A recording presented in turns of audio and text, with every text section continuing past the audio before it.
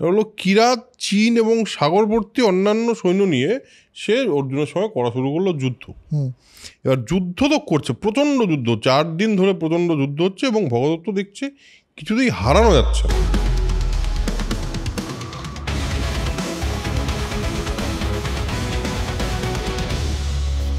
তো অর্জুন বলে আমি ঢুকতে চাই, বলছে না না 1 মিনিট, আর এবং খুব সুন্দর করে অনুনয় করে বলে, দেখো আমি জানি তুমি পার্থ, তুমি অর্জুন, বুঝলাম, কিন্তু ঘটনা হলো যে তুমি এটা বুঝতে পারছো না যে এইখানে কিন্তু মানুষটা ঢুকলে সে আর পিছিয়ে ফিরে আসতে পারে না।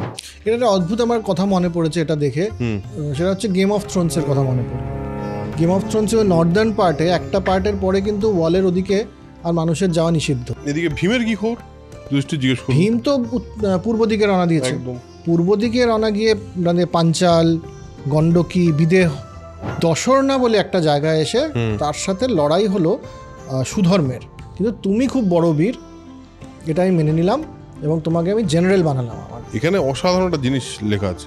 চেদিরাজ শিশুপাল ভীমের কাছে এসে জিজ্ঞেস করলেন কি ব্যাপার। তারপর অগ্নির আশীর্বাদ পুষ্ট হয়ে বললো যে এখানকার যারা স্ত্রী হবেন, মানে কন্যা হবেন, মেয়েরা হবেন, তারা সৈরিনী, মানে তারা বিয়ে টিয়ে তারা করবে না, তাদেরকে কিচ্ছু বলা যাবে না। কৃষ্ণ বলছে না না, আমি যজ্ঞ হেড করবো না, এটা তোমারই প্রাপ্তি, আমি তো তোমার বন্ধু মানুষ, তবে তোমার যা কাজে লাগবে বলো, আমি আছি, কোনো সমস্যা নেই, ব্রাহ্মণ টাহ্মণ ডাকো, ভালো করে যজ্ঞটা করো, আমি আছি, সমস্ত সাপোর্ট করার জন্য আমি আছি।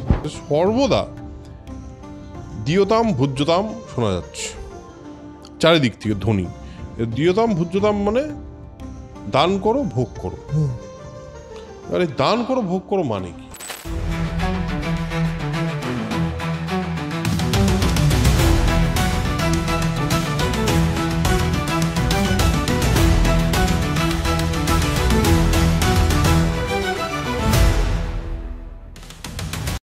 Hello and welcome to Soul Connection Epic. আবার চলে এসছে একটা এপিসোড নিয়ে, মহাভারতের এপিসোড। আপনারা অলরেডি যারা এপিক দেখছেন তারা সবাই জানেন, আর নতুন করে বলার কিছু নেই। যদি প্রথমবার ক্লিক করে থাকেন তাহলে প্লে লিস্টে আগেরগুলো দেখে আসবেন, ভালো লাগবে বলেই আমাদের ধারণা। এপিক দেখে আপনারা প্রচুর মানুষ যথেষ্ট মজা টজা পাচ্ছেন, সেটা দেখে আমাদের ভালো লাগছে, কারণ আমরা এটা করতে গিয়ে বেশ মজা পাই এবং আশা করি সেই মজাটা আপনাদের অবধি পৌঁছায়। এবং যদি আর একটু আমাদের অডিয়েন্স একটু বাড়ে তাহলে আরও ভালো লাগবে, দ্যাটস দ্য হোল পয়েন্ট। কিন্তু সেটা ইম্পর্ট্যান্ট না। ইম্পর্ট্যান্টটা কি? ইম্পর্ট্যান্ট হলো জরাসন্ধ তো মরে গেছে, সমস্ত মেজরিটি মোটামুটি ওই 86 জন রাজা, 86 জন রাজার একটা মেজরিটি পাওয়া গেছে, এমএলএ কেনা হয়ে গেছে। এবারে এমএলএ তো কেনা হলো, এবার বাকি এবার তো রাজ্যগুলোকে তাহলে অধীনে আনতে হবে। হ্যাঁ, অধীনে আনতে হবে মানে কি? বিজয় করতে হবে। কি বিজয় করতে হবে? দিক বিজয় করতে হবে। সো আমরা আজকে কথা বলবো হলো দিগ্বিজয় পর্ব নিয়ে। দিগ্বিজয় পর্ব কেন? দিগ্বিজয় কেন? কারণ রাজসূয় যজ্ঞ করার জন্য সবাইকে বলতে হবে যে হ্যাঁ ঠিক আছে, ও যদি রাজসূয় যজ্ঞ করুক, আমি করদ রাজ্য হয়ে যাব, মানে ওনাকে আমি সম্রাট মেনে নিলাম, এটার জন্যই বেসিক্যালি করা। তো সেক্ষেত্রে দিগ্বিজয়ের পরে শুরুতেই অর্জুন বলল, দেখুন এতদিন ধরে এই যে এত অস্ত্রবিদ্যা করলাম, আমার কাছে দারুণ ধনুক ফনুক আছে, মানে সেই ঈশ্বর প্রদত্ত ধনুক ফনু আছে, সবই ভালো আছে, আমাদের কোনো কিছু খারাপ না। তো এখন একটু রাজকোষটা পূর্ণ করি, একটু উপহার টুপার, ঢৌকন এইসব নিয়ে আসি। যুধিষ্ঠির বললো, দেখো মানে পয়সা কো মানা কেসে করেগা, তাই না? ও বলছে যে রাজস্বীয় যজ্ঞ তো করবো ঠিক আছে, কিন্তু টাকা তো ইম্পর্টেন্ট। আর তাছাড়া করদ রাজ্যগুলো যে আমাদের আন্ডারে না আসে তাহলে তাহলে রাজস্বীয় যজ্ঞ কী করবো, আমি বা রাজ চক্রবর্তী হবো কী করে? তো সেইখান থেকে ও বললো, ঠিক আছে তোমরা 4 জন, অর্জুন, ভীম, নকুল আর সহদেব, তোমরা যাও, তোমরা বিভিন্ন দিক ডিসাইড করে তোমরা চলে যাও, আমি ইন্দ্রপ্রস্থে আমার বাকিদের সঙ্গে আমি শাসনটা চালাই ততদিন দেখি। অর্জুন গেল উত্তর দিকে কোথায় গেল সেটা আসি, কিন্তু কে কোথায় গেল সেটা বললেন। আচ্ছা, অর্জুন গেল উত্তর দিকে, ভীম পূর্ব, সহদেব হলো দক্ষিণ, আর আমাদের নকুল হলো পশ্চিম। এই 4টা দিকে 4 জন চলে গেল। 4 জন লোকই ছিল, দেখি হিসাব করা 4 দিকে যাওয়ার জন্য। তো এবার অর্জুন গেল উত্তর দিকে। তো অর্জুনের ব্যাখ্যাটাই প্রথমে আছে। অর্জুন গিয়ে কি জয় করলো প্রথমে, সেইটা ইম্পর্টেন্ট। হলো কুলিন্দ, আনর্ত, শাকলদ্বীপ, এইসব প্রভৃতি জয় করে প্রাগ জ্যোতিষপুরে গেল সে। এবার এই শাকলদ্বীপ যেটা, হ্যাঁ শাকলদ্বীপটাকে কিন্তু বলছে যে এটা সপ্তদ্বীপের এক দ্বীপ। হ্যাঁ হ্যাঁ হ্যাঁ, মানে সপ্তদ্বীপ মানে 7টা কন্টিনেন্ট আর কি। Correct correct. জম্মুদ্বীপ, লক্ষদ্বীপ, হ্যাঁ জম্মুদ্বীপ, লক্ষদ্বীপ, শালমলি দ্বীপ, কুশদ্বীপ, ক্রৌঞ্চদ্বীপ, শাকদ্বীপ ও পুষ্কর দ্বীপ। তো তার মধ্যে সকল দ্বীপটাকে আইডেন্টিফাই করা যাচ্ছে শিয়ালকোট, এখন যেটা পাকিস্তানের শিয়ালকোট, সেই এরিয়াটাকে, সেই এরিয়াটা হচ্ছে শিয়ালকোট। তো মানে শাকলদ্বীপ আর কি, সেখানে রাজা হচ্ছে প্রতিবিন্ধ। এগো। তো এবার সেই সব জিতলো। আচ্ছা এখানে বলে দিই, সেটা হলো এই আমাদের কুলিন্দ একটা প্রাচীন ভারতীয় জায়গা ছিল। আচ্ছা এইখানে শতদ্রু যমুনার মাঝামাঝি কোনো একটা জায়গা, সম্ভবত সিমলা বা গারোয়াল এই ধরনের অঞ্চল হতে পারে, একটা সম্ভাবনা আছে। বাট ঠিক আছে, হোয়াট এভার। এবার প্রাগ জ্যোতিষপুরে গেল। সেখানে প্রাগ জ্যোতিষপুরে কে রাজা? ভগদত্ত। প্রাগ জ্যোতিষপুর মানে আমাদের আজকের দিনে আসাম, যেটা মানে গেছেই তো উত্তর দিকে। তো এবার ভগদত্ত, আর এবার ভগদত্তের এখানে একটা অদ্ভুত কথা আছে, হলো কিরাত, চীন এবং সাগরবর্তী অন্যান্য সৈন্য নিয়ে সে অর্জুনের সঙ্গে করা শুরু করলো যুদ্ধ। এবার যুদ্ধ তো করছে, প্রচণ্ড যুদ্ধ, 4 দিন ধরে প্রচণ্ড যুদ্ধ হচ্ছে, এবং ভগদত্ত দেখছে কিছুতেই হারানো যাচ্ছে না, যাই হোক কিন্তু হারানো যাচ্ছে না। ফাইনালি ও একটু মানে করেই বললো, দেখো তুমি সত্যিই মানে প্রকৃতপক্ষেই তুমি ইন্দ্রের ছেলে, ইন্দ্র আমার সখা, আমার খুবই বন্ধু মানুষ, তো তার ছেলে হয়ে তুমি কিন্তু লড়াইটা ভালো করছো। এবার বলো তোমার কি বক্তব্যটা কি, তুমি এত যে লড়াই করছো, তুমি কি জিততে চাও? না না, জিততে চাই না এভাবে, আমাদের একটা মিশন আছে, সেই মিশনে 4 ভাই বেরিয়েছি, তার মধ্যে আমার হলো যে আপনাকে করদ রাজ্য হতে হবে। মহারাজ ধর্মরাজ যুধিষ্ঠির, ধর্মপুত্র যুধিষ্ঠির মানে সারা মানে কি রাজস্বযজ্ঞ করতে কি বলে ওটাকে প্রস্তুত হয়েছেন। তো সেই কারণে আপনার সারেন্ডার ঠিক না, আপনাকে অ্যাকসেপ্ট করতে হবে, সন্ধিতে সাইন করতে হবে।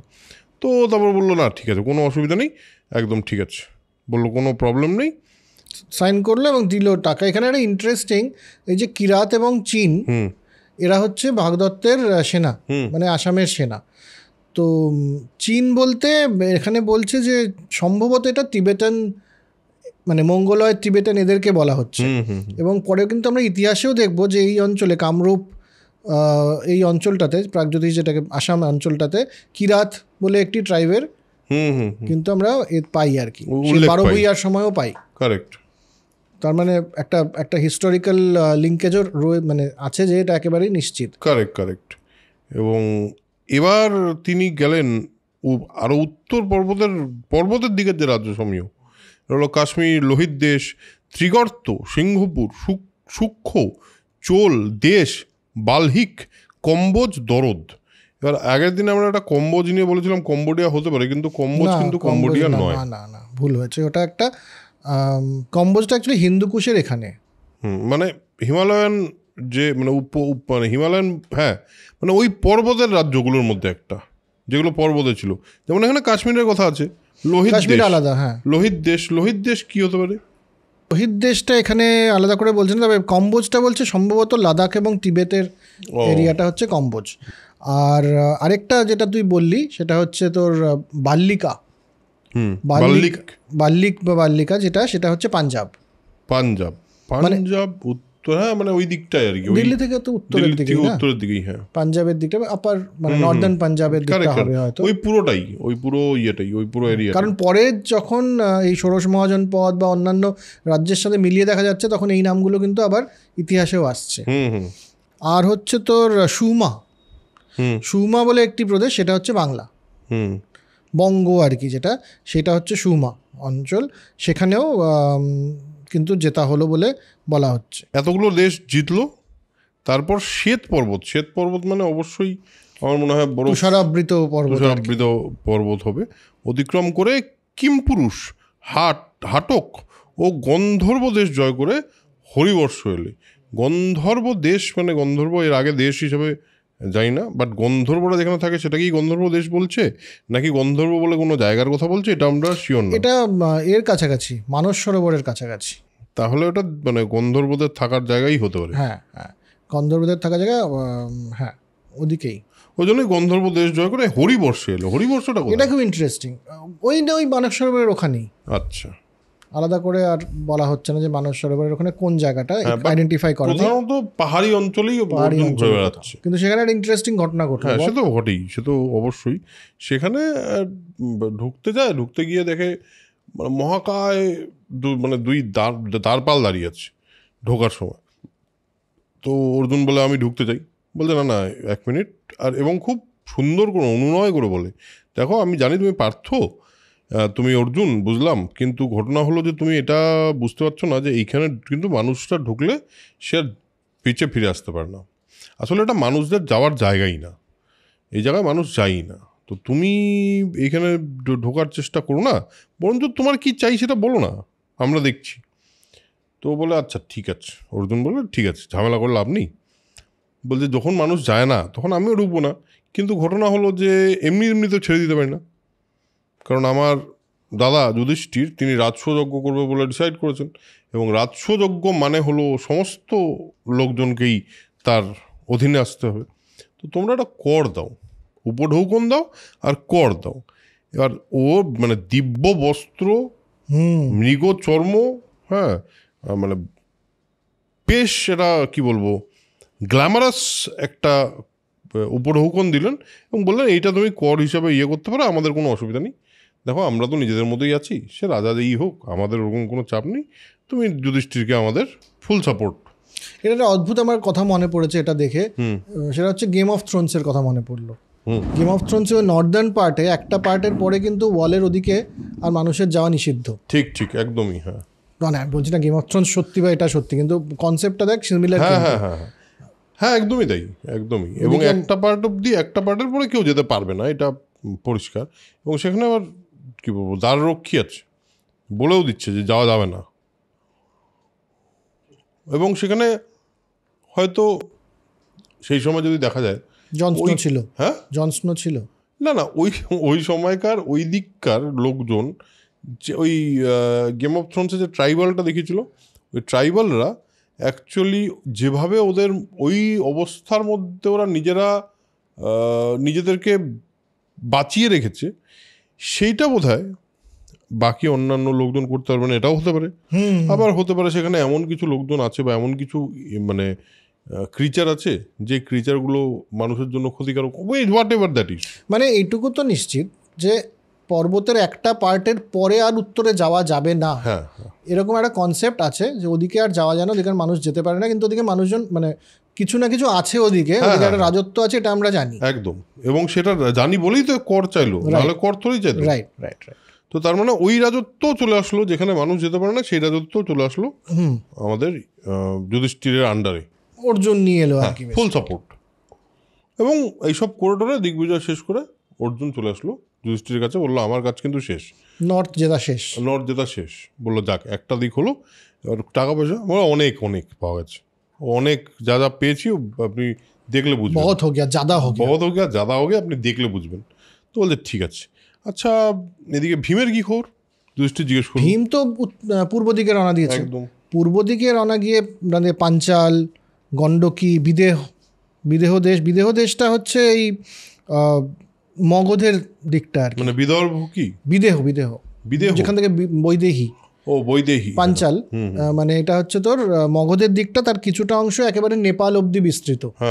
এই অঞ্চলটা জয় করলো এবং তারপরে দশর্ণা বলে একটা জায়গায় এসে তার সাথে লড়াই হলো সুধর্মের। এবং লড়াই মানে সেই সুধর্মের সাথে মানে কুস্তি হলো, বেসিক্যালি রেসলিং।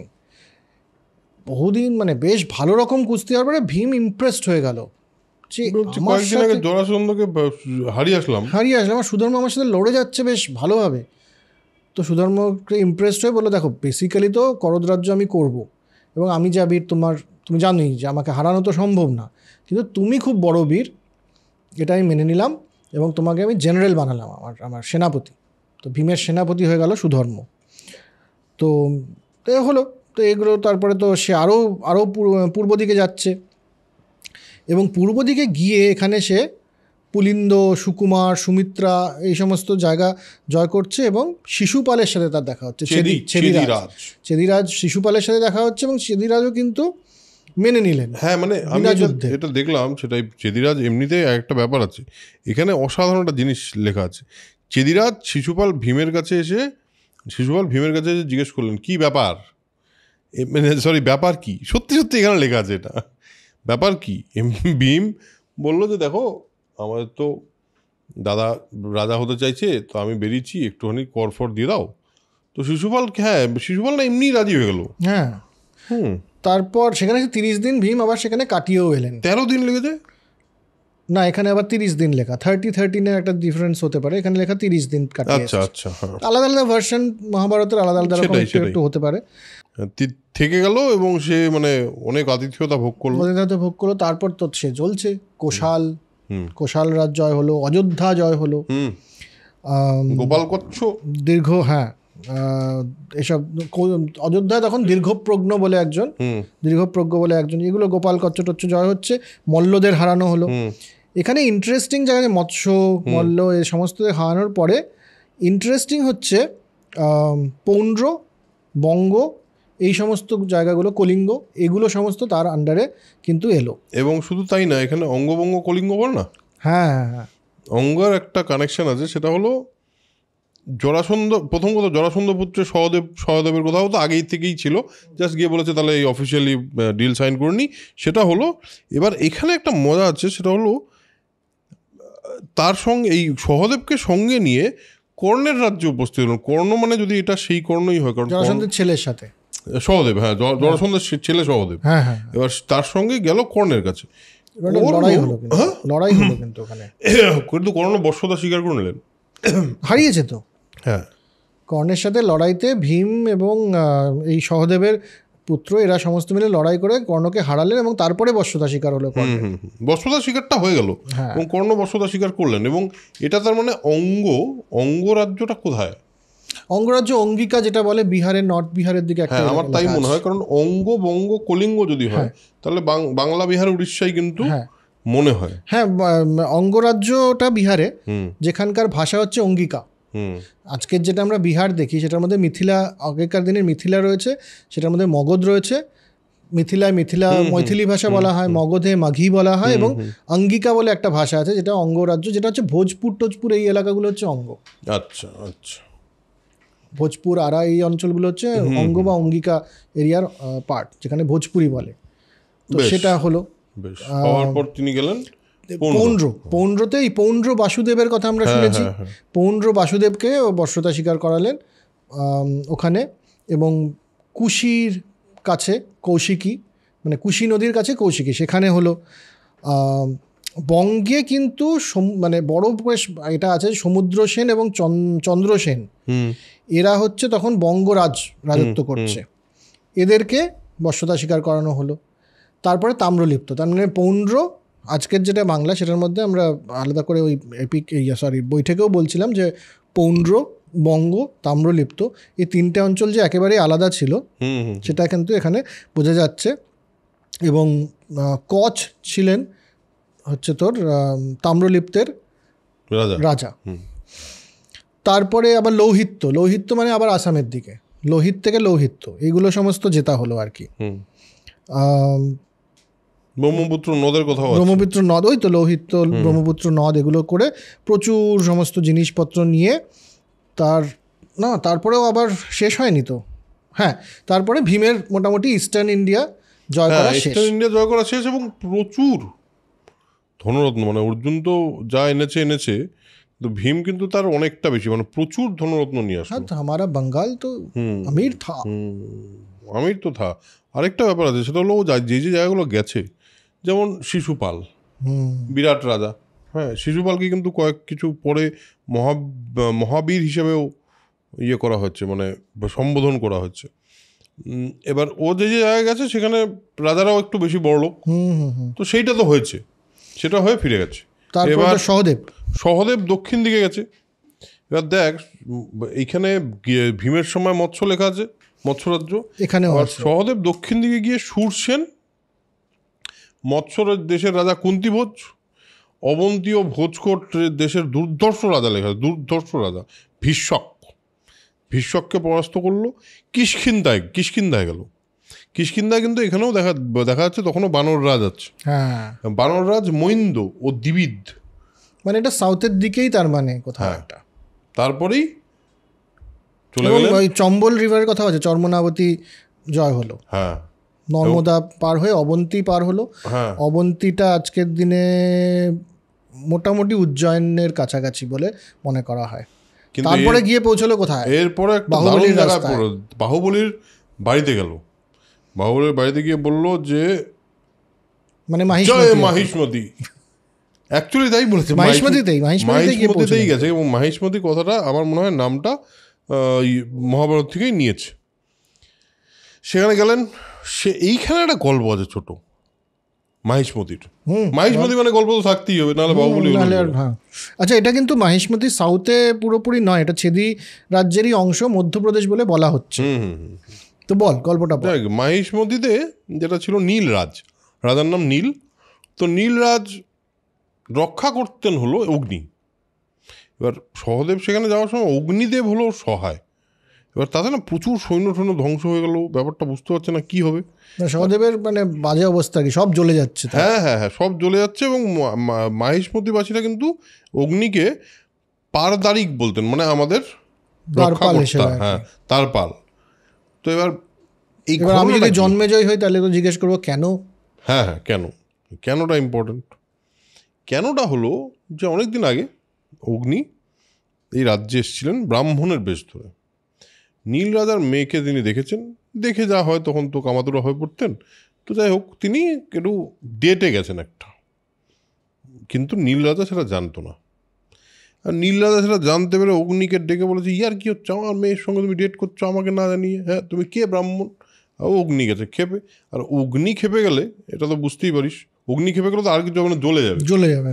মানে কি জ্বলে যাবে জানি না, কিন্তু জ্বলে যাবে। এবার জ্বালিয়ে দিয়েছে, রাজভবন সব জ্বলে যাচ্ছে। এবার বুঝতে পেরেছে এইটা তো মুশকিল করে ফেলেছি আমি, একটু মানে ভুল লোকের সঙ্গে পাঙ্গা নিয়ে ফেলেছি। এই ঠিক দেখ ইয়ের মতোই, মাহিষ্মতির আর বল্লাল দেব আর ইয়ের মতোই। আমাদের কি বাহুবলীর কি নাম ছিল, অমরেন্দ্র বাহুবলী, তাই না? হ্যাঁ, যাক গে। তো এবার সেখানে উনি গিয়ে অগ্নিদেবকে বলেছেন, দেখো আমি বুঝতে পারিনি, তুমি অগ্নিদেব জ্বালিয়ে ফালিয়ে দিও না, একটু থামো, একটু মানে এটা একটু ব্যাপারটা স্তুতি করেছে, ব্যাপারটা দেখে নাও। ঠিক আছে, ছেড়ে দিয়ে শুধু তাই না, খুশিও হয়েছে প্রবল অগ্নিদেব, যে এত আমার স্তুতি করেছে, প্রবল খুশি হয়ে বলেছে, ঠিক আছে, তোমাকে আমি এখন থেকে একটু রক্ষা করবো, তোমার বিরুদ্ধে যে আসবে আমি রক্ষা করবো। একদম। আরেকটা অদ্ভুত জিনিস করেছে ওখানে, সেটা বল। কন্যাদান তো করলেনি তিনি, তো বিয়ে তো দিলেন, অগ্নির সময় বিয়ে তো দিলেনই। হ্যাঁ, এবং তারপর অগ্নির আশীর্বাদ পুষ্ট হয়ে বললো যে এখানকার যারা স্ত্রী হবেন, মানে কন্যা হবেন, মেয়েরা হবেন, তারা সৈরিনী, মানে তারা বিয়ে টিয়ে তারা করবে না, তাদেরকে কিচ্ছু বলা যাবে না, তারা বিয়ে টিয়ে করবে না, তারা স্বেচ্ছায় সর্বত্র বিচরণ করবে, যার সাথে খুশি যা খুশি তাই করতে পারবে। সৈরিনী মানে সৈরিনী বলতে স্বৈরাচারিত বলা যায় না, মানে যা ইচ্ছা হবে, নিজে আপনি মন কা মালিক। হ্যাঁ, আপনি মন কা মালিক। শুধু মহিলারা, হ্যাঁ, এবং বলা হলো যে বারণ কিছুতেই করা যাবে না। এবার এই শুনে সহদেব বলছে, এটা তো তাহলে অগ্নিদেব তো কয়েকদিন আগে আমার দাদা তো অগ্নিদেবকে সহায়তা করেছে। তো অগ্নিদেবের কাছে গেল, গিয়ে বলেছে, স্তুতি করেছে অনেক, স্যার দেখুন স্যার এরকম করবেন না স্যার, আমার অ্যাকচুয়ালি দাদার জন্য এসছি, হ্যাঁ আমার কয়েকটা সৈন্য মারা যাবে, এগুলো ভালো হবে। তো অগ্নি বলেছে, ঠিক আছে, তুমি তো অর্জুনেরই ভাই, মানে এটা বলেনি, এটা লেখা নেই, এটা আমার ধারণা এরকমই একটা কথোপকথন হয়েছিল, আমাদের তো ধারণা একটু করে নিতেই পারি। তো সেখানে বলেছে যে ঠিক আছে, তুমি যখন সহদেব, তুমি যখন অর্জুনেরই ভাই, ঠিক আছে, তোমাকে আমি মানে ব্যাপারটাকে ব্যবস্থা করে দিচ্ছি, মান্ডওয়ালি করে দিচ্ছি। ও নীল রাজাকে বললো, দেখো সহদেবকে তুমি সম্মতি দিয়ে দাও, কট্টর দিয়ে দাও, কারণ যুধিষ্ঠির লোকটা ভালো, আর ইন্দ্রপ্রস্থে আমি গিয়ে দেখেছি ভালো জায়গা। হ্যাঁ, তো বলছে আচ্ছা ঠিক আছে, তাহলে কর দিয়ে দিল, হয়ে গেল। এবার এই যে প্রবলেমটা, একটা ছোট্ট প্রবলেম ফেস করেছিল, কিন্তু সেটা কিন্তু হলো না। তারপরে সহদেব গেল ত্রিপুর, মানে ত্রিপুর বলতে তো ত্রিপুরাই মনে হয়। না, এই ত্রিপুর সেই ত্রিপুরা নয় কিন্তু। তাই? না, এটা কি ত্রিপুর? এটা বলছে এটা অন্য ত্রিপুর, কারণ দক্ষিণের দিকে তো ত্রিপুরা ও নয়। দক্ষিণের দিকে গেছে, ও দক্ষিণের দিকে ত্রিপুরা থাকার কথা না। না, তো এখানে বলছে এই ত্রিপুরাকে ত্রৈপুর বলে, এটা চেদি রাজদের কোনো একটা অন্য রাজ্য হবে, অন্যদিকে আর অন্য কি রাজ্য হবে দক্ষিণের দিকে, যার নাম হচ্ছে ত্রিপুর। হ্যাঁ, কিন্তু চেদিরাজকে তো একবার কর নিয়ে নিল, তারপর এগুলো তার মানে সবই ইন্ডিপেন্ডেন্টই ছিল। হ্যাঁ হ্যাঁ, ইন্ডিপেন্ডেন্টই ছিল। সুরাষ্ট্র আছে, সৌরাষ্ট্র আজকের গুজরাট, পুরো পৌরব আছে, পৌরব আছে। হ্যাঁ, এগুলো সমস্ত জেতাটাতার পরে ভোজকট নগরে চলে গেল সে। কৃষ্ণের শ্বশুর ভীষ্মক রাজা, এখানেও আরেকটা ভীষ্মক, এর আগে একটা ভীষ্মক দেখলাম, এখানেও আরেকটা ভীষ্মক। তার কাছে বললেন তুমি দাও। তারপরে একটা জায়গায় গেলেন তিনি, সে জায়গাটার নাম, সে জায়গাটা যারা থাকে তাদেরকে বলা হয় কর্ণপ্রাবরক। মানে কি? যাদের কানের চামড়া ঢাকা থাকে, কানটা চামড়ায় ঢাকা থাকে যাদের, এদেরকে বলা হয় কর্ণপ্রবারক। আচ্ছা, এবার এখানে পরপর তিনি জিতলেন হলো কর্ণপ্রবারক, গণ, কালমুখ নামক নররাক্ষস, একপাদ পুরুষ, মানে এক পায়ে পুরুষ বোধহয় আমার মনে হয়। না, একপাদি যেটা এখানে বলছে যে এক পা দিয়ে থাকে পুরুষ, এরকম তো সম্ভব না। সম্ভবত ওখানে এক ফুটপাথের কথা বলা হচ্ছে, যেখানে ফুটপাথ রয়েছে, একপদী। আচ্ছা, ওয়ান ওয়ে বা ফুটপাথের কথা সম্ভবত বলা হচ্ছে। বেশ বেশ, হয়তো তাই হবে। হ্যাঁ, একপাদ পুরুষগণ সেই সব করিডোরে জয় টয় করে নিল। এরপর এখানে একটা ইম্পর্টেন্ট কথা আছে, পাণ্ড্য, দ্রাবিড়, উদ্র, কেরল, অন্ধ্র, কলিঙ্গ, মানে এই অবধি প্রভৃতির দেশ থেকে কর আদায় করলেন। কেরল, হ্যাঁ, কেরল, শুধু দুধ, কর্ণাটক অবশ্যই, দ্রাবিড়, উদ্র, কেরল, অন্ধ্র, কলিঙ্গ। তো তার মানে পুরো সাউথের যতগুলো পার্ট আছে, মানে আপাতত উড়িষ্যা অবধি এই সব জিতে গেল। আরেকটা আছে, আর দুটো আছে ইন্টারেস্টিং। একটা হচ্ছে জবনদের রাজ্য জয় করলো। জবন কিন্তু ভারতবর্ষের পুরো এতে গ্রিকদের ছাড়া আর কাউকে বলা হয় না। হ্যাঁ, মানে পরবর্তীকালে ইংরেজদের বলা হয়েছে, মুসলিমদেরকেও বলা হয়েছিল, মুসলিমদেরকেও বলা হয়েছে। তার আগে অবধি কিন্তু জবন বলতে বাইরে থেকে এসছে, গ্রিক ছাড়া কেউ নয়। তো এবার বললে পরে তো অনেকে আপত্তি জানাবেন যে তার মানে গ্রিকদের আক্রমণের পরে কি হয়েছে মহাভারত লেখা। আমার মনে হয় বিভিন্ন সময় মহাভারতের ভার্সন তৈরি হচ্ছে। অ্যাকচুয়ালি তো আমরা আগেও বলেছি যে প্রথম লিখিত ভার্সন মহাভারতের 1st সেঞ্চুরির আগে পাওয়া যায় না।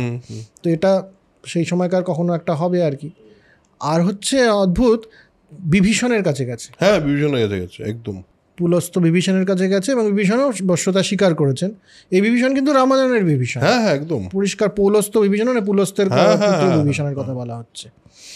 তো এগুলো খুব ইন্টারেস্টিং আমার লাগলো যে মানে রামায়ণের সাথে এরকম অদ্ভুত লিঙ্ক রয়েছে। জেনারেলি তো বলে যে রামায়ণ অন্য যুগের কথা, মহাভারত অন্য যুগের কথা, সেটা কিন্তু এখানে মনে হচ্ছে না একেবারেই। হ্যাঁ, কিন্তু যদি যুগ পরিবর্তন হয়েও থাকে তাহলে সেটা খুব বেশি দূরে না। রামায়ণ আগে, মহাভারত পরে।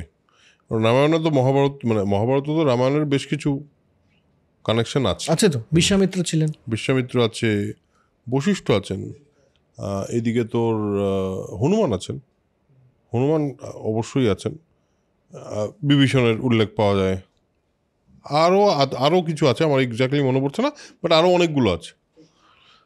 তো এখানে কি কি জিতলো ফাইনাল করনি সেটা হলো, আচ্ছা কি কি, বিভীষণ থেকেও বশ্যতা স্বীকার করে রত্ন, চন্দন, অগরু কাঠ, দিব্য আভরণ ও মহার্ঘ বস্ত্র উপহার পাঠালেন আমাদের বিভীষণ।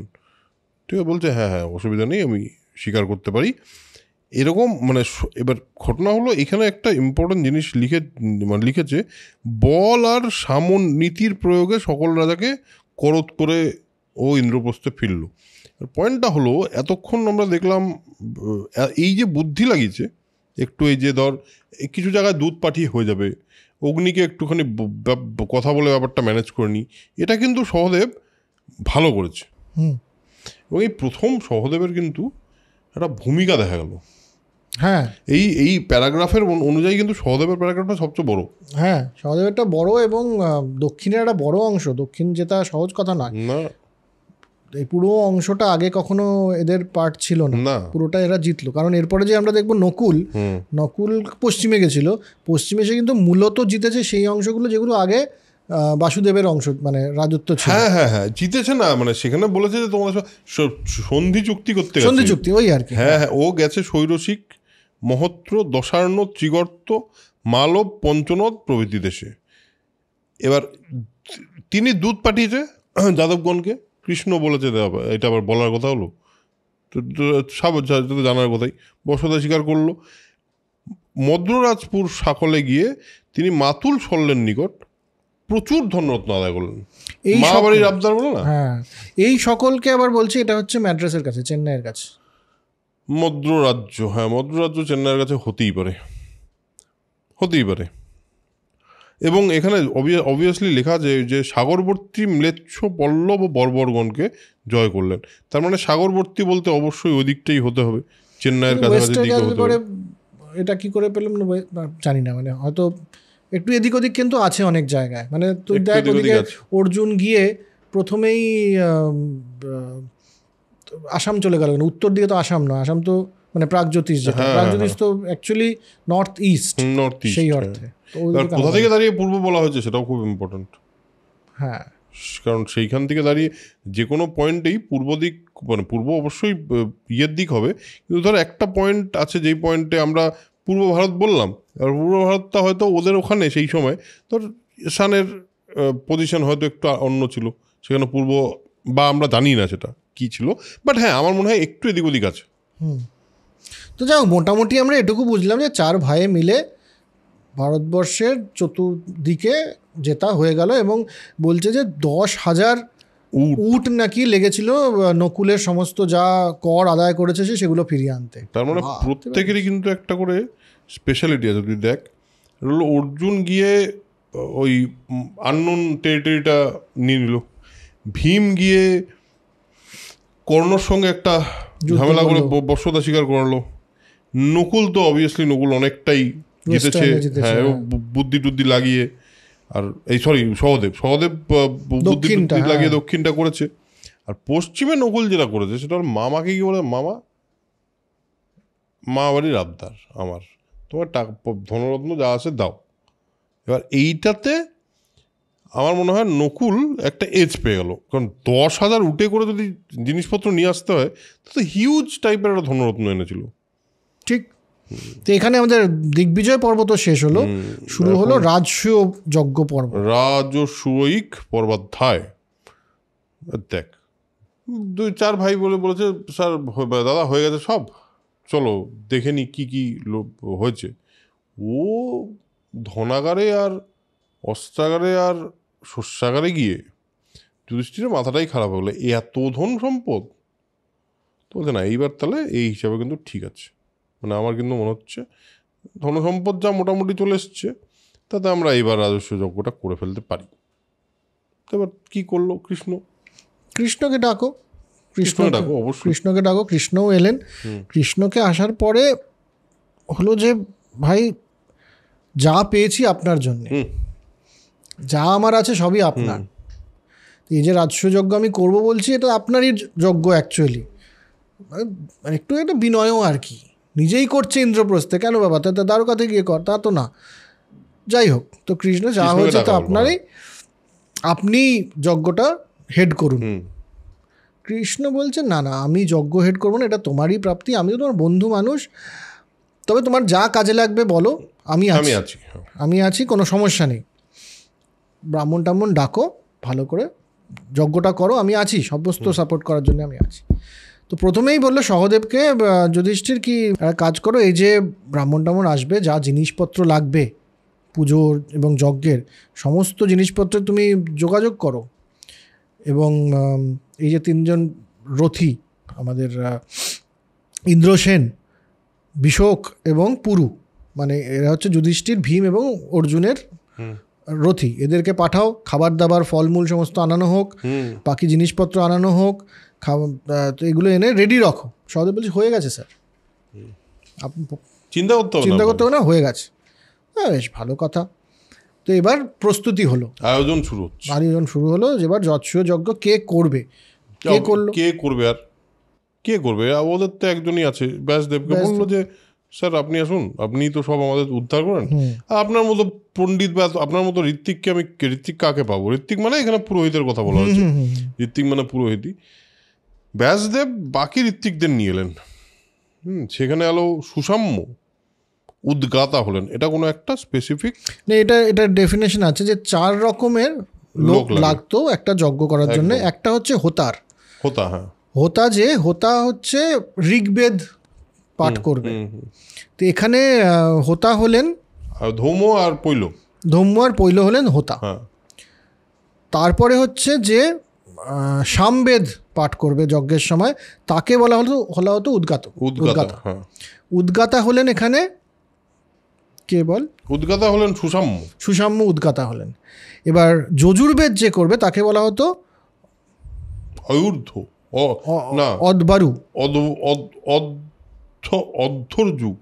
অধ্বর্যু। হ্যাঁ, অধ্বর্যু, সে হচ্ছে যজুর্বেদ পাঠ করবে। সেটা হলো যাজ্ঞবল্ক্যকে ডাকা হলো। আর যে অথর্ববেদ পাঠ করবে সে হচ্ছে ব্রহ্মা। এবং সে ব্রহ্মা মানে হলো, এখানে ব্রহ্মা মানে ব্রহ্মা নয়, এখানে ব্রহ্মা মানে হলো হেড। হ্যাঁ, মানে উনি ওনার একটা স্পেসিফিক কাজ আছে। হ্যাঁ, তো এই 4টা বেদ পাঠ হবে চারদিক থেকে। এই হচ্ছে যজ্ঞের নিয়ম। যে কোনো যজ্ঞের 4টে, একজন হোতা, একজন উদ্গাতা, একজন অধ্বর্যু, এরকম একটা কিছু উচ্চারণ করতে পারছি না, সত্যি পাচ্ছি না। আরেকজন ব্রহ্মা। অধয়বয় 29 জয় রিফলা না সরি রেফ আর রস্যু অধ্বর্যু বোধহয়। হ্যাঁ। তো যাই হোক, এইসব হলো। এবং শিল্পীগণ তো বিরাট বিরাট গৃহাডিও বানিয়ে মানে হুলুস্থুলু কাজ চলছে। রাজস্ব যজ্ঞ বলে কথা আজকের দিনেও বলা হয়। যে কোনো একটা মানে কোনো কাজ করতে গেলে রাজস্ব যজ্ঞে নামছে আর কি। সে তো বিরাট আয়োজন হচ্ছে। নকুল সহদেব নিমন্ত্রণের জন্য সবাইকে দুধ চারিদিকে পাঠিয়ে দিল, সবাইকে ডাকতে হবে, কারণ এত লোককে তো জিতে এসছে, বলে এসছে। তারপর যথারীতি বিপ্রগণ, মানে যারা মানে কি বলবো ওই লেভেলের লোকজন, তারা দীক্ষা টিক্ষা দিল যুধিষ্ঠিরকে যজ্ঞে দীক্ষিত হলো। নানা দেশ থেকে প্রচুর ব্রাহ্মণরা এলেন। এবং এই যে বাসস্থান নির্মিত হয়েছে, সেগুলো বোধহয় টেম্পোরারিও হতে পারে, সেটা পার্মানেন্টও হতে পারে। সেখানে তারা থাকলেন, থেকে বহু প্রকার খাওয়া দাওয়া, বহু প্রকার আখ্যান তারা সবাইকে বললেন। তারপর শুধু তাই না, তারা আবার এন্টারটেনমেন্টের ব্যবস্থা ছিল, নৃত্য গীত সব শুনে মানে দারুণ আর কি উপভোগ করতে লাগলেন। আর এখানে একটা খুবই অদ্ভুত কথা আছে, সর্বদা দিয়তাম ভুজ্যতাম শোনা যাচ্ছে চারিদিক থেকে ধ্বনি। দিয়তাম ভুজ্যতাম মানে দান করো ভোগ করো। এবার এই দান করো ভোগ করো মানে কি? এটার মানে হলো, আমি কয়েকটা জায়গায় দেখলাম, সব জায়গায় তো এক্স্যাক্ট মানে নেই, বাট জেনারেলি যেই অর্থে বলা হয় দিয়তাম ভুজ্যতাম ইস দান করার সময় যে তুমি দান করো এবং তার ফল ভোগ করো, সেটা হলো দিয়তাম ভুজ্যতাম। সম্ভবত, আমি সংস্কৃত পণ্ডিত নই, আমি সংস্কৃত সম্পর্কে কিছুই জানি না।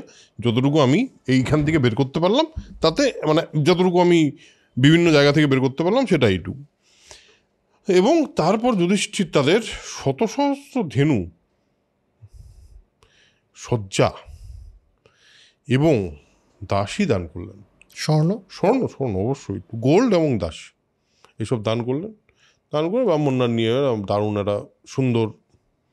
যুধিষ্ঠির তাদের শত সহস্র ধেনু, শয্যা, স্বর্ণ এবং দাসী দান করলেন। ঠিক আছে, হলো। সে সময় দাসী দান করার একটা প্রথা ছিল। দাসী দান করার একটা প্রথা আমরা দেখেইছি, আর ছিলই, এটা থাকতেই পারে, আমাদের কোনো অসুবিধা নেই, আমরা জাজ করছি না, আমরা উই আর নট জাজিং। আশ্রমের কাজকর্ম করতে, গান্ধীজির দাসী ছিলেন না একদম। তো হ্যাঁ, এবার ঠিক হলো যে একটা জায়গা তো বাকি থেকে গেছে। হ্যাঁ, কি ইম্পর্টেন্ট জায়গা। হস্তিনাপুরে তো নিমন্ত্রণ পাঠানো হয়নি, তাহলে হস্তিনাপুর থেকে ডেকে আনো আমাদের সমস্ত লোক রয়েছে, ধৃতরাষ্ট্র, ভীষ্ম, কৃপাচার্য, দ্রোণ, বিদুর এবং কৌরব, বাকি যারা রয়েছে ভাই, গান্ধার, সুবল, শকুনি, তো সবাইকে ডেকে আনো। তো নকুলকে পাঠানো হলো যে তুমি ডেকে আনো সবাইকে। এখানে একটা ছোট্ট জিনিস শুধু বলে দিই, নকুলকে পাঠানো হলো ডাকার আগে বলা হয় যে মারা যাওয়ার পরে, রাজা সুবল মারা যাওয়ার পরে শকুনিকে তার দিয়ে যায়, কি বলে ওটাকে, তার হাড় দিয়ে যায়, এবং সেখান থেকে হয়। তার মানে এই মুহূর্তে গান্ধারাজ সুবলের উল্লেখ আছে। হুম হুম হুম তার মানে এখন অবধি লোকটি এই বেঁচে আছেন, হুম হুম তার পুত্র শকুনিও আছেন, তো তারা এলেন এবং হ্যাঁ। বেশ মানে কর্ণ- আনন্দ করেই এলেন, কর্ণও এলেন, মদ্ররাজ শল্য, মদ্ররাজ শল্য। বাল্লিক, দেখ এখানে সবগুলো পড়ে দিই, সুন্দর অনেক নাম আছে, পড়ে দিই। বিদুর, ভীষ্ম, ধৃতরাষ্ট্র, বিদুর, দুর্যোধনের পুরো সমস্ত ভাই বোন মানে ভাই বোন মানে যারা ছিল, দ্রোণ, কৃপ, অশ্বত্থামা, সুবল, গান্ধাররাজ, তার পুত্র শকুনি, রতিশ্রেষ্ঠ কর্ণ, মদ্ররাজ শল্য, বাল্লিক রাজ, সোমদত্ত, তারপরে তো জয়দ্রথ, সিন্ধুরাজ, জয়দ্রথ, যাজ্ঞসেন, হ্যাঁ যজ্ঞসেন, শাল্যরাজ, দ্রুপদ সপুত্র মানে দ্রুপদ ছেলেকে নিয়ে এলো, সাগর তীরবাসী যে মেচ্ছগণ, তারপরে প্রাগ জ্যোতিষরাজ ভগদত্ত, বৃহম্বল রাজা, পৌণ্ড্রক বাসুদেব, বঙ্গ, কলিঙ্গ, মালব, অন্ধ্র, দ্রাবিড়, মানে যেই সিংহল, জায়গাগুলো কাশ্মীর, জিতে গেছে আর কি। সমস্ত রাজা, চেদিরাজ মহাবীর শিশুপাল লেখা আছে, এখানেই বলছিলাম, মহাবীর শিশুপাল এলেন, বলরাম, অনিরুদ্ধ, এরা সব ওই মানে আমাদের যাদব বংশের, এবং কুন্তি ভোজ। হ্যাঁ হ্যাঁ দাদা, মানে মোটামুটি এত রাজ্য জেতার এত রাজা এসছে আর কি, একটা হিউজ ব্যাপার। তাদের সাথে হবে না এতগুলো রাজ্য জিতে যেতে, এখন ফাইনালি যখন ওথ টেকিং সেরিমনি হয় তখন সবাই আসে না, একদম একদম ওরকমই একদম। তো এবার যাই হোক, সবাই তাদের নিজস্ব গেস্ট হাউসে সুন্দর করে দিন কাটাচ্ছে, সবার জন্য আলাদা আলাদা গেস্ট হাউস, এবং সেই গেস্ট হাউসে বিরাট বর্ণনা রয়েছে, বড় বড় দ্বার, তার মধ্যে সুসজ্জিত, সেখান থেকে আবার বাগান ঠাগান আছে সবার এর সামনে আর কি, সবার গেস্ট হাউসে, সবার গেস্ট হাউসে বাগান আছে, লেক আছে একটুখানি, এই সমস্ত ব্যাপার। এইবার যুধিষ্ঠিরদেরকে বললেন যে দেখো তোমরা তো আমাদের নিজেদের লোক, এত বড় একটা কাণ্ড কারখানা হচ্ছে, তাহলে সবাই মিলে কাজ করতে হবে, তো কাজকর্ম একটু ভাগাভাগি করে সবাই হাত লাগাও, নইলে পরে তত বড় কাজটা হবে না। হ্যাঁ এত বড় একটা কাজ, এত বড় একটা কার্য, হ্যাঁ সবাই বলে হ্যাঁ ঠিক ঠিক আমরা রাজি আছি, রাজস্ব যোগ্য হচ্ছে আমাদের পরিবারের একটা। একদম একদম। দুঃশাসনকে বলেন দুঃশাসন, খাওয়া দাওয়ার দিকটা তুমি দেখে নেবে। দুঃশাসন ঠিক আছে, তোমার দায়িত্ব। দুর্যোধনকে বললেন যে উপহার সবাইকে যে দেয়া হবে, সবজন এসছে, সেই দিকটা তো আপনার বা তোমার যাই হোক, হ্যাঁ ঠিক আছে। অশ্বত্থামাকে বললেন যে এই ব্রাহ্মণদের দেখাশোনা করাটা এটা আপনি দেখুন, হ্যাঁ আপনার বাবা যেহেতু দ্রোণ, তা আপনি দেখে নিন। দ্রোণ না ওর বাবা? হ্যাঁ দ্রোণ, আপনি এটা দেখে নিন। সঞ্জয়কে বললেন যে ওয়েলকামিং কমিটিতে আপনি, সবার অভ্যর্থনার দায়িত্বে আপনি তো চলে যান। কৃপাচার্যকে বললেন যে সোনা টোনা গোল্ড কয়েন ফয়েন প্রচুর আছে, একটা এত বড় কাজ হচ্ছে, এগুলো আপনি একটু সামলান, ঠিক আছে। তারপরে বিদুরকে বললেন যে ট্রেজারি আপনি দেখে নেবেন এই সময়, টাকা পয়সার হিসাব টিসাব, ব্যয়টায় কি হচ্ছে, আয় ব্যয়ের সমস্ত হিসাবটা আপনি দেখবেন। আর ধৃতরাষ্ট্র আর ভীমকে বলেন আপনারা তো মানে ধৃতরাষ্ট্র এবং বিশ্বকে বলা হলো যে আপনারা তো বয়োজ্যেষ্ঠ, সমস্ত কিছুটা ঠিকঠাক হচ্ছে কিনা এই সুপারভিশনটা কিন্তু আপনাদের উপর। হ্যাঁ, এবং এখানে বাল্লিক, ধৃতরাষ্ট্র, সোমদত্ত, জয়দ্রথ, এরা মোটামুটি ঠিক আছে, ওই এটা ঠিক করে করো, এই হয় না কিছু বরকর্তা যারা কিচ্ছু করে না দেখে, এটা চারজন এই করেছে। হ্যাঁ, তো সবাইকে এরকম কাজকর্ম ভাগ করে দেওয়া হলো, এই তো রাজস্বযজ্ঞ হচ্ছে আর কি। হ্যাঁ, এবার পয়েন্টটা হলো এই প্রত্যেকেই কেউ যারা এসছে তারা কেউ সহস্র মুদ্রার কম উপঢৌকন আনেনি, মানে এটা হলো মানে লোয়েস্ট, এতটা তো নিয়ে এসছে কর, এরপর উপঢৌকন হিসাবে আরও সহস্র মুদ্রা করে এনেছে এটা, তারপরে যথারীতি এবং হ্যাঁ এনেছে। এবং এখন ব্যাপারটা হলো যে তারা বলেছেন, রাজাকে বলেছেন দেখো আমরা দিতেই পারি, এটা সুন্দর করে ব্যাপারটা হোক, আমরাও চাই, এবং যথারীতি যখন করদ রাজ্য হিসেবে নিজেদের ভেবেই নিয়েছি, তখন এই মানে আপাতত এই হলো অবস্থা। এবং এখানে রাজস্বযজ্ঞ শুরু হবে, রাজস্বযজ্ঞ শুরু হবে। রাইট। আমাদের এখান থেকে কী শিখলাম আমরা শিখলাম যে ভারতবর্ষের ম্যাপ কীরকম, আমরা এইটাও বুঝলাম যে সবটার থেকে যে শেখার যাবে এরকম কোনো দায় আমাদের নেই, কিছু জায়গায় এমনি লিখেছে মহাভারতে, সেটাও বুঝলাম। এবং বুঝলাম যে অনেক জিতে অনেক সোনাদানা, অনেক ধনরাশি, এইসব জানা গেল। আর জানা গেল হলো অগ্নি একটা সিক্রেট ডেট করেছিল, এইটা একটা শেখা গেল, সিক্রেট ডেট করেছিল।